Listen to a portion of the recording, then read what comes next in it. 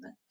E isso, para mim, como profissional, foi muito gratificante, sempre é, quando a gente dá uma recomendação para o cliente que vai ser tanto positiva para o funcionário, como positiva para a empresa, né? Olá, eu sou Erika Lamu e esse é o Falando sobre Compliance.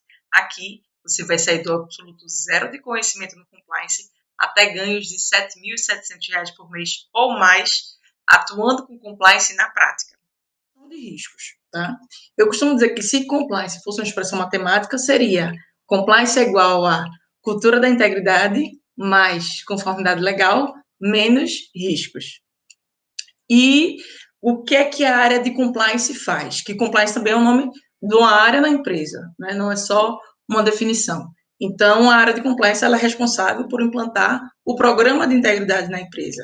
Se você quiser saber mais um pouquinho sobre o programa de integridade, tem uma série que eu já gravei no YouTube, tem no GTV também, que fala sobre os 10 pilares do programa de integridade, tá?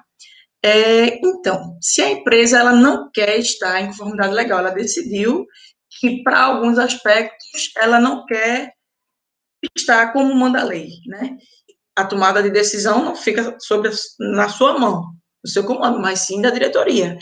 E a diretoria pode sim cometer erros, a diretoria pode tomar uma decisão equivocada, pensando que está tomando a melhor decisão, e você tem que dar esse suporte, explicando, você como profissional de compliance, você tem que explicar, poxa, essa situação vai gerar um determinado impacto, essa situação pode gerar um determinado tipo de problema, né? Você tem que justamente explicar, deixar claro quais são esses impactos, né?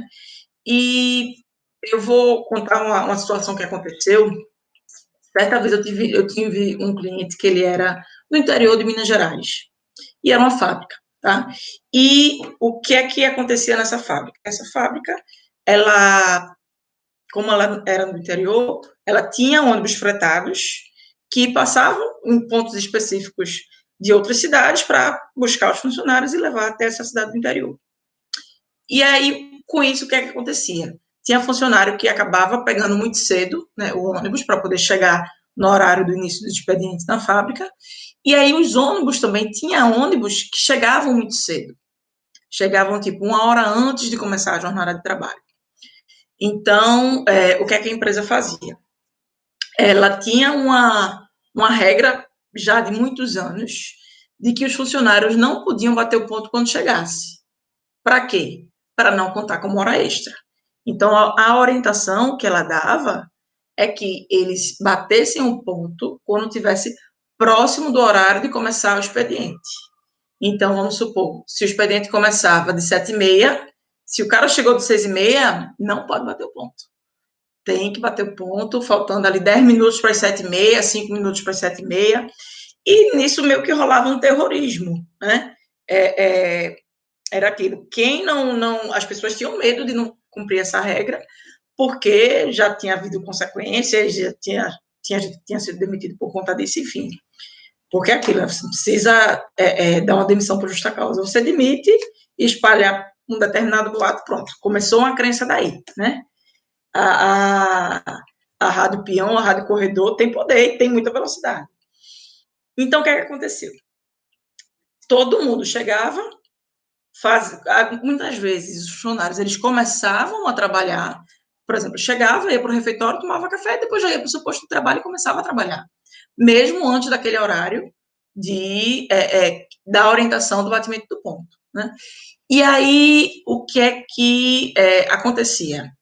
Na prática, a empresa achava o seguinte, poxa, isso é uma boa estratégia para a gente ter o funcionário trabalhando antes do horário e trabalhando de graça, porque não tem o registro daquela hora trabalhada, muito menos em hora extra, que a gente sabe que a hora extra tem um adicional, né?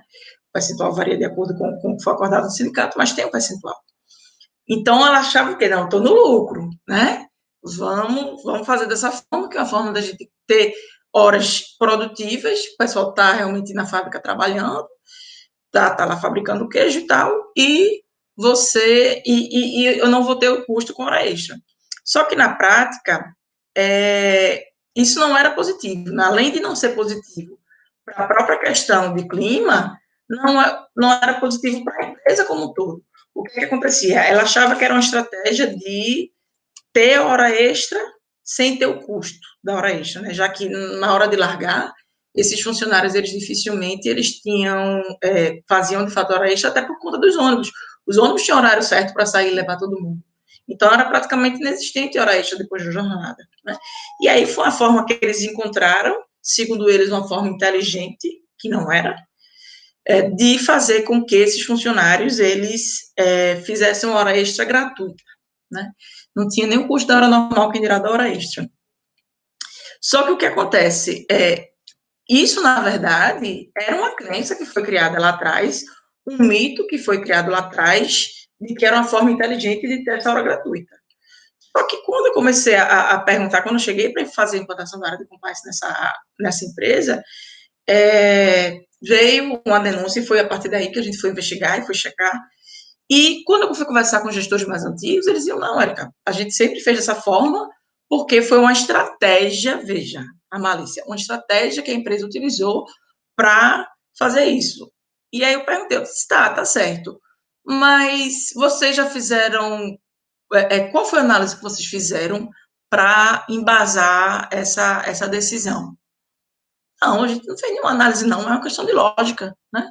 Se o funcionário, ele vai começar a trabalhar e não vai bater o ponto, só bate o ponto quando está perto da hora, tem funcionário que começa a trabalhar uma hora antes. Então, a gente tem uma série de horas extras que para a gente são gratuitas, não tem nenhum custo da hora normal.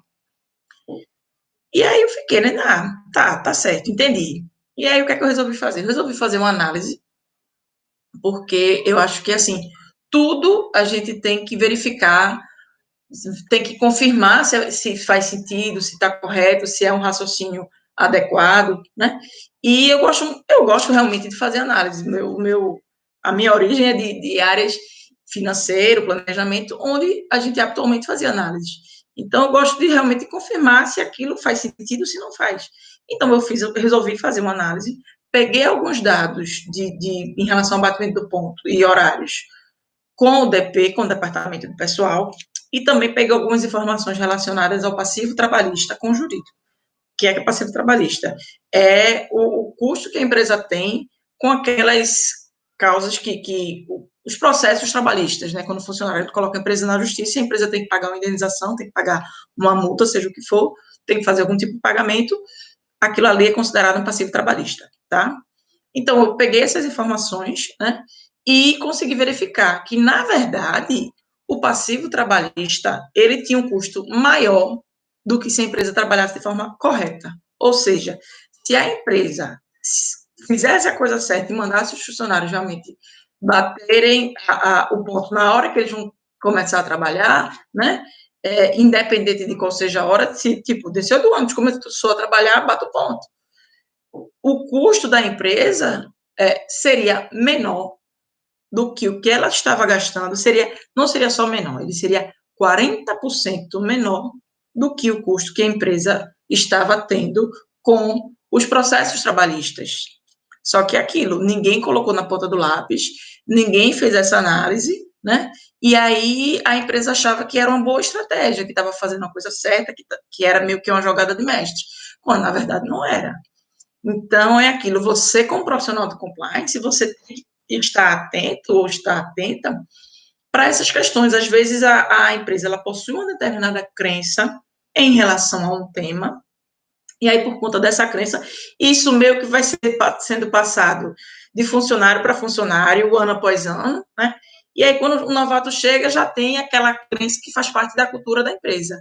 E você, como profissional de compliance, tem que trabalhar na cultura de integridade e agir de forma correta, também por parte da empresa, faz parte da construção da cultura da integridade, né? Fazer a coisa certa e não fazer arrumadinho e dizer, bate ponto, não, espalhar que não é para bater o ponto, não existe. Então, eu consegui fazer essa análise e mostrar para a empresa que não valia a pena não estar em conformidade em relação a essa questão da hora extra, tá? Era um aspecto específico, era uma coisa pontual, mas a empresa entendeu, fez, caramba, a gente pensava que o cenário era outro, a gente pensava que estava fazendo uma coisa genial, quando na verdade não era. E aí, depois do relatório apresentado, eles foram e mudaram essa estratégia que eles tinham e passaram a fazer realmente a coisa certa, né? E isso, para mim, como profissional, foi muito gratificante, sempre é, quando a gente dá uma recomendação para o cliente que vai ser tanto positiva para o funcionário, como positiva para a empresa, né? Seja em relação aos aspectos legais, propriamente ditos, a diminuição do risco pela empresa não estar agindo de forma contrária à lei ou por não estar respeitando a lei, né? Seja em relação aos resultados financeiros como um todo. Até a próxima.